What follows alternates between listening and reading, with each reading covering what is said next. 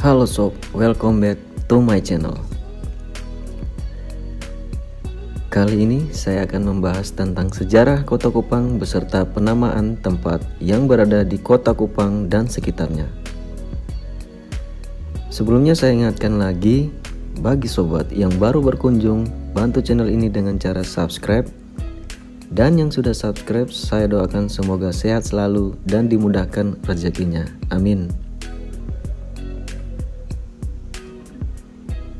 Kota Kupang adalah sebuah kota madya dan sekaligus ibu kota Provinsi Nusa Tenggara Timur. Kota madya ini adalah kota yang terbesar di Pulau Timur yang terletak di pesisir Teluk Kupang, bagian barat laut dari Pulau Timur. Sebagai kota terbesar di Provinsi Nusa Tenggara Timur, Kota Kupang dipenuhi oleh berbagai suku bangsa. Suku yang signifikan jumlahnya di Kota Kupang adalah suku Timur, Rote, Sabu, Flores, Alor, dan sebagian kecil pendatang dari beberapa daerah di Indonesia. Dengan mayoritas penduduk Kota Kupang adalah beragama Kristen. Sejarah Kota Kupang. Dari beberapa sumber yang ada, nama Kupang sebenarnya berasal dari nama seorang raja, yaitu Naikopan atau Laikopan, yang memerintah Kota Kupang sebelum bangsa Portugis datang ke Nusa Tenggara Timur pada tahun 1436.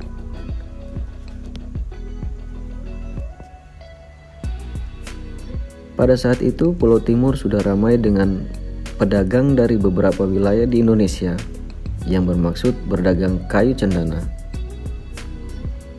Namun siapakah Raja Naikopan atau Lekopan dan tentang asal-usul nama tempat di Kota Kupang?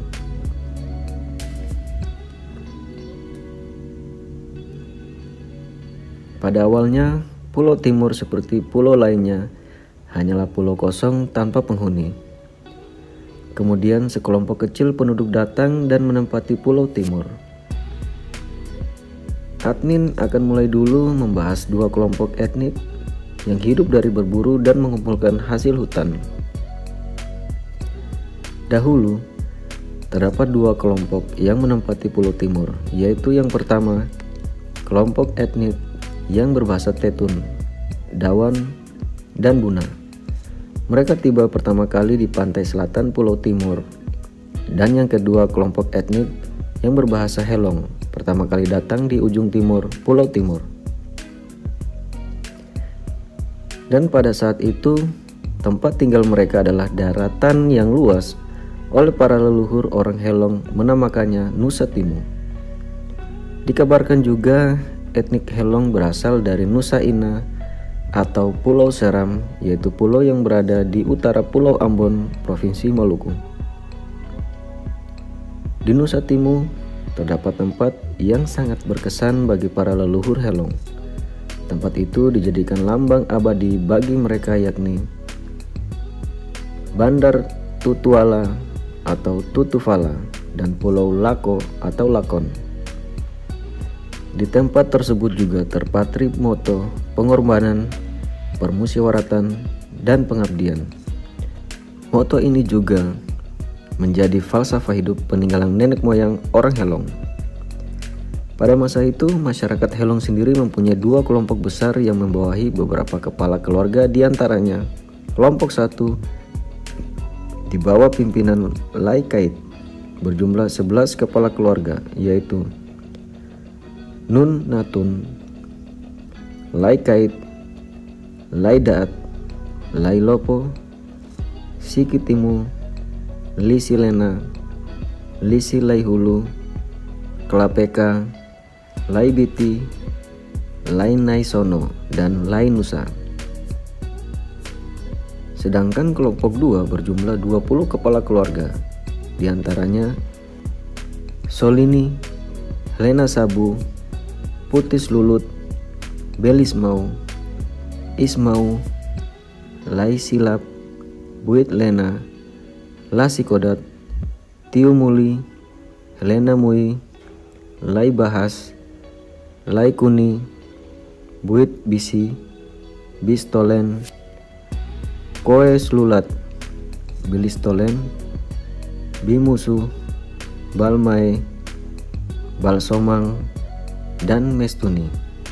Kelompok ini dipimpin langsung oleh Lisin Bising atau Lisin Lele Bisi. Di kemudian hari, dua kelompok ini nantinya akan berpisah untuk mencari tempat tinggal yang baru.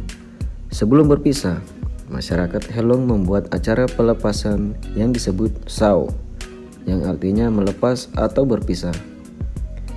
Dan acara pelepasan juga berdekatan dengan sumber mata air, sehingga lokasi tersebut diberi nama Ui Sao. Dalam bahasa Helong, Ui berarti air dan Sao berarti melepas atau berpisah, yang saat ini kita kenal sebagai Kelurahan Oi Sao. Setelah acara pelepasan, kelompok 1 berjalan searah dengan matahari terbelam. Di saat perjalanan, kemudian mereka tiba di suatu lokasi untuk mencari sumber air. Dan alat yang dibuat untuk menampung air terbuat dari daun lontar yang disebut sapat atau hai. Sehingga lokasi tersebut dinamakan Ui Sapat, saat ini dikenal dengan nama Oi Sapa, salah satu kelurahan di Kecamatan Kelapa Lima. Setelah selesai menyiapkan persediaan air, kemudian mereka melanjutkan perjalanan kembali. Dan dalam perjalanannya, kelompok 1 bertemu dengan rombongan Lai Topan yang kebetulan sudah menetap lama di Kai Salun atau Bui Baun. Buni Baun sendiri berarti berlindung atau tempat tersembunyi dan aman. Saat ini daerah itu dikenal dengan nama Bonipoi. Setelah bertemu dengan rombongan Lai Topan dan menempuh perjalanan yang jauh, kelompok dari masyarakat Helong kemudian beristirahat sambil memakan bekal bawaan mereka. Dalam bahasa Helong, makan berarti ka, sedangkan bekal makanan yang dibawa disebut biti. Dan lokasi peristirahatan mereka saat itu berdekatan juga dengan sumber air yang kemudian dinamakan tempat itu sebagai Ui Kabiti atau saat ini sebagai Oi Kabiti. Dan setelah melepaskan lelah dengan istirahat, kelompok 1 meneruskan perjalanan melalui beberapa kampung yang dilalui, yaitu Batu Lesa, Ui Batu, Tapa, Ui Talu, dan Nai Oni. Setelah melewati Nai Oni, rombongan tiba di sebuah kampung yang bernama Petu. Pada saat di kampung Petu, suara yang diteriakkan oleh mereka akan memantul kembali dari sebuah batu yang disebut Batu Fala, yang artinya batu bersuara. Saat ini dikenal dengan nama Fatukua dalam bahasa Timur, yaitu batu berteriak. Hari pun berlalu. Pada perjalanan selanjutnya, kelompok 1 bertemu dengan kelompok 2 di kampung Liliba. Kampung ini diberi nama Liliba karena terdapat kali atau sungai dengan aliran air yang deras. Pada saat itu, kali atau sungai belum dibuatkan jembatan penyeberangan, sehingga dua kelompok ini takut untuk melewati sungai tersebut. Kata Lili adalah sebuah isyarat artinya takut, dan Ba artinya air yang mengalir. Maka pengertian dari Liliba adalah takut menyeberangi aliran sungai yang deras. Di tempat itu juga, Lisin Lai Bisi, ketua dari kelompok 2 dari masyarakat Helong, memberi daerah tempat tinggal kepada keluarga Lasikodat dengan wilayah mulai dari Ui Batu sampai Pantai Tenau termasuk Bolok. Keluarga Nus Natun diberi tempat bernama Tuak Natun atau saat ini wilayah Bakunase sampai Batu Plat. Dan sebagai tanda peringatan atau kenangan bagi leluhur orang Helong, maka pada masa pemerintahan Bupati Kupang W.C.H. Oematan di kampung Bonipoi, tepatnya di samping barat gereja Katolik, diberi nama jalan, yaitu Jalan Semau. Nama Buni Baun atau Buin Baun sangat populer bagi orang-orang Helong, sehingga pada peristiwa adat sering dimunculkan syair-syair adat. Demikian pula orang-orang Helong dari Semau yang ingin datang ke Kupang dikatakannya mau ke Buin Baun. Berselang beberapa generasi, Lisin Bising atau Lisin Lai Bisin bermukim di Boni Baun. Periode berikutnya rombongan disusul Lai Sikodat atau Lasikodat, namun memilih tinggal di ujung Tanjung, lokasi kantor sah bandar dan mercusuar saat ini. Urutan raja yang berkuasa saat itu. Pada saat itu masyarakat mengakui ada 3 raja, yaitu Lai Kopan, Lisin Bising, dan Lai Sikodat atau Raja Muda. Lai Kopan sebagai raja pertama dengan tugas utamanya adalah merintis payung koordinasi kehidupan kemasyarakatan, pemerintahan, dan perdagangan tradisional serta keamanan lingkungan bagi warganya. Kemudian raja kedua adalah Lisin Bising atau Lisin Lai Bisi, dinobatkan menggantikan bapaknya Lai Bisi untuk memimpin 35 kepala keluarga dan anggotanya.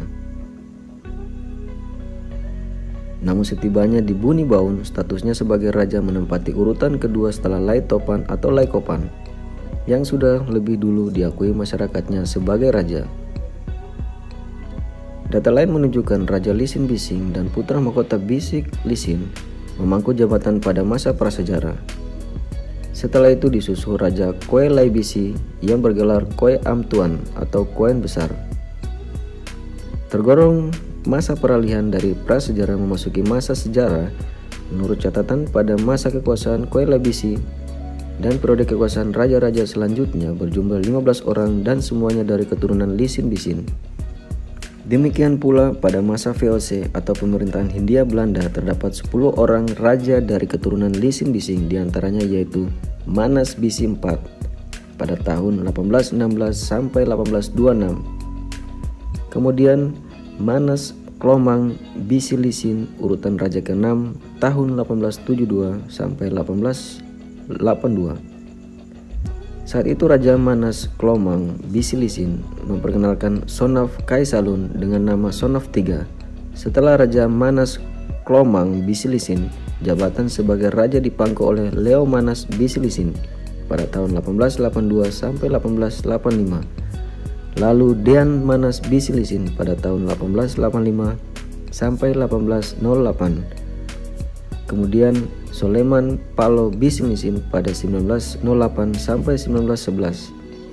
Dan urutan raja ke-10 dijabat oleh Salmon Palo Bisi Lisin pada tahun 1911 sampai 1917. Kemudian sesuai dengan penerapan sistem politik pemerintahan Belanda, maka periode berikutnya jabatan raja diturunkan menjadi vetor. Pada masa prasejarah di daratan timur terdapat 4 bahasa daerah, yaitu 1. Bahasa Marai atau Buna bertempat di Belu bagian timur laut perbatasan dengan negara Timor Leste. Yang kedua, bahasa Tetun bertempat di Belu dan sebagian timur tengah utara. Yang ketiga, bahasa Dawan di timur tengah selatan dan sebagian timur tengah utara. Dan yang keempat, bahasa Helong. Masyarakatnya menempati Pulau Semau, Kupang Tengah meliputi Kolhua, Biupu, Wihani, Wilau Sata, Kuan Boke, Bismarat. Dan di Kupang Barat meliputi Bolok, Binael, Alak, Buenana, Wimatnunu, Wilesa, dan sebagian Tablolong dan Klaibe. Dari memori residen Kartaus pada abad ke-17 berturut-turut tiba di Kupang 4 rombongan suku, yaitu suku Pitais yang dari Takaib dan Pasi. Suap Raja Fatuleu, kepalanya diangkat sebagai Raja Kupang selaku vetor, diberi tempat kediaman di Pola atau Waipura. Kemudian suku Amabi dari Amanuban, rombongan Amabi diterima baik oleh Raja Kupang dan diberi tempat tinggal di dekat kebun raja di Bonipoi, lokasinya sebelah gereja Katolik. Kelompok ini membentuk kerajaan Amabi Tambaring. Kemudian suku Taibenu berasal dari pegunungan Molo. Kepala suku diterima baik oleh raja, diberi tempat kediaman di bawah mata, kemudian membentuk kerajaan Taibenu. Kemudian suku Sonbai diutus oleh Sonbai besar di Paeneno sampai Oenam. Kepalanya bernama Baki Bena Sonbai. Rombongan diterima baik oleh raja, diberi tempat di bukit sebelah barat benteng Portugis, sekarang Nunhila. Kemudian pindah ke Bakunase dan membentuk kerajaan Sonbai kecil. Dan menurut catatan lainnya, Kupang bagi orang Helong dinamakan Kai Salun Bunibaun. Hal ini diketahui lewat sejarah dan asal-usul kota Kupang adalah Raja Kon Bisi II atau Kon Am Tuan memerintah warganya untuk membangun pagar batu di sekeliling pagar istana.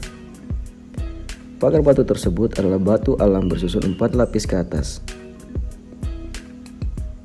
Kondisi tersebut menurut bahasa Helong yaitu pan, dan rakyat atau warga yang ingin menemui raja disebut koen, sehingga sering disebut koen pan.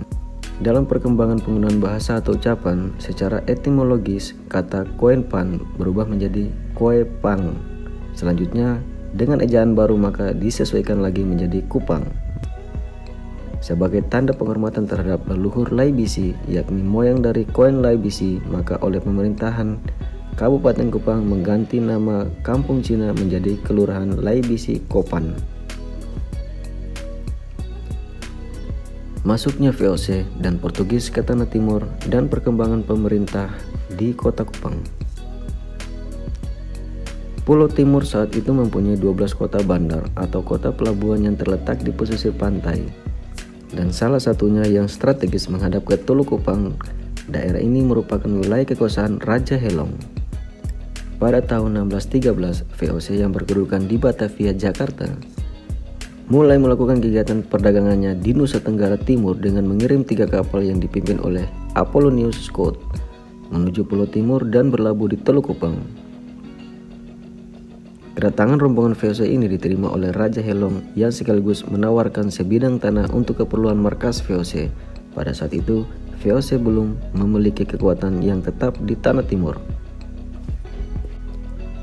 32 tahun kemudian, yaitu pada tanggal 29 Desember 1645, seorang padri Portugis yang bernama Antonio de Sao Jacinto tiba di Kupang. Dia mendapat tawaran yang sama dengan yang diterima oleh VOC dari Raja Helong. Tawaran tersebut disambung baik oleh Antonio de Sao Jacinto dengan mendirikan sebuah benteng. VOC semakin menyadari pentingnya Nusa Tenggara Timur sebagai salah satu kepentingan perdagangannya. Sehingga pada tahun 1663 VOC melakukan perlawanan ke daerah kedudukan Portugis di Pulau Solor, dan dengan bantuan orang-orang Islam di Solor, benteng Fort Hensrius berhasil direbut oleh VOC. Pada tahun 1653 VOC kembali mendarat dan membawa serta prajurit di Kupang dan berhasil merebut bekas benteng Portugis Fort Concordia yang terletak di muara sungai Teluk Kupang di bawah pimpinan Kapten Johan Burger. Kedudukan VOC di Kupang langsung dipimpin oleh Oppenhof J. van der Heyden. Selama menguasai Kupang sejak tahun 1653 sampai dengan tahun 1810, VOC telah menempatkan sebanyak 30 Oppenhof, dan yang terakhir adalah Stockard yang berkuasa sejak tahun 1808 sampai dengan 1810. Untuk pengamanan kota Kupang, Belanda membentuk daerah penyangga di daerah sekitar Teluk Kupang dengan mendatangkan penduduk dari Pulau Rete, Sabu, dan Solor. Untuk meningkatkan pengamanan kota, maka pada tahun 23 April 1886, Presiden Cruyff menetapkan batas-batas kota yang diterbitkan pada Startblad nomor 171 tahun 1886. Oleh karena itu, tanggal 23 April 1886 ditetapkan sebagai tanggal lahirnya kota Kupang. Setelah Indonesia merdeka melalui surat keputusan Gubernamen tanggal 6 Februari 1946, kota Kupang diserahkan kepada Swapraja Kupang yang kemudian dialihkan lagi statusnya pada tanggal 21 Oktober 1946 dengan bentuk Timor Island Federasi atau Dewan Raja-Raja Timur dengan Ketua HAA Koro yang juga adalah Raja Amarasi. Berdasarkan Surat Keputusan Suap Raja Kupang nomor 3 tahun 1946 tanggal 31 Mei 1946 dibentuk Rat Sementara Kupang dengan 30 anggota. Selanjutnya pada tahun 1949 Kota Kupang memperoleh status Heminte dengan wali kota pertamanya TH.J. Mesak. Pada tahun 1955 ketika menjelang pemilu dengan Surat Keputusan Mendagri nomor PUD.5/16/46 tertanggal 22 Oktober 1955 Kota Kupang disamatkan statusnya dengan wilayah kecamatan. Pada tahun 1958 dengan Undang-Undang nomor 68 tahun 1958 Provinsi Sunda Kecil dihapus dan dibentuk 3 daerah Suantara, yaitu Daerah Suantara TK1 Bali, Daerah Suantara TK1 Nusa Tenggara Barat, dan Daerah Suantara TK1 Nusa Tenggara Timur. Kemudian Undang-Undang nomor 69 tahun 1958 tentang pembentukan daerah-daerah tingkat 2 atau kabupaten yang antara lain Kabupaten Kupang. Dengan Surat Keputusan Gubernur Kepala Daerah Tingkat 1 Provinsi Nusa Tenggara Timur nomor 17 tahun 1969 tanggal 12 Mei 1969 dibentuk wilayah kecamatan, yakni Kecamatan Kota Kupang. Kecamatan Kota Kupang mengalami perkembangan pesat dari tahun ke tahun. Kemudian pada tahun 1978 Kecamatan Kota Kupang ditingkatkan statusnya menjadi kota administratif berdasarkan Peraturan Pemerintah Nomor 22 Tahun 1978 yang peresmiannya dilakukan pada tanggal 18 September 1978. Pada waktu itu Dr. Andus Mesak Amalo dilantik menjadi wali kota administratif yang pertama dan kemudian diganti oleh Letkol Infanteri Samuel Christian Lerik pada tanggal 26 Mei 1986 sampai dengan perubahan status menjadi Kota Madya Daerah Tingkat 2 Kupang. Perkembangan kota administratif Kupang sangat pesat selama 18 tahun. Usulan rakyat dan pemerintah kota administratif Kupang untuk mengubah status menjadi Kota Madya Daerah Tingkat 2 Kupang disetujui oleh DPR RI dengan disahkannya Rancangan Undang-Undang Nomor 5 Tahun 1996 tentang pembentukan Kota Madya Daerah Tingkat 2 Kupang menjadi undang-undang pada tanggal 20 Maret 1996 dan ditetapkan oleh Presiden Republik Indonesia dan tertuang pada Lembaran Negara Republik Indonesia nomor 3632 tahun 1996. Pembentukan Kota Madya Daerah Tingkat 2 Kupang diresmikan oleh Mendagri Muhammad Yogi SM pada tanggal 25 April 1996. Kemudian dengan diberlakukannya Undang-Undang Nomor 22 Tahun 1999, maka Kota Madya Daerah Tingkat 2 Kupang berubah menjadi Kota Kupang.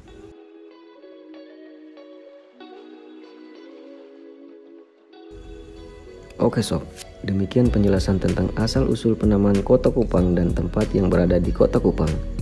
Semoga informasi ini dapat bermanfaat bagi pengetahuan sobat tentang asal-usul Kota Kupang.